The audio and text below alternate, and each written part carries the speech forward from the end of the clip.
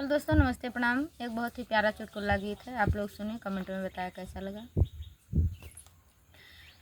बुढ़ऊ के बूढ़ा हेराय गई हो, दिया ना लई कहिया रे। बुढ़ऊ के बूढ़ा हेराय गई हो, दिया ना लई कहिया रे। ना लई कहिया रे, दिया ना लई कहिया रे। बुढ़ऊ के बूढ़ा हेराय गई हो, दिया ना लई कहिया रे।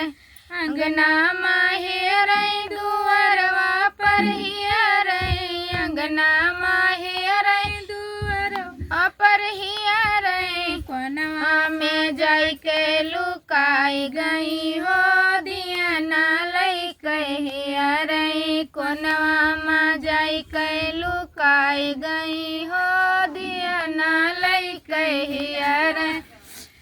बुढ़ऊ के बूढ़ा हेराय गई हो, दिया ना लई कहिया रे। खेतवा माहिर खरिहनवा माहिया रे, खेतवा माहिर खरिहनवा माहिया रे। भूसा में जाई के लुकाई गई हो, दिया ना लई कहिया रे। भूसवा में जाई के लुकाई गई हो, दिया ना लई कहिया रे।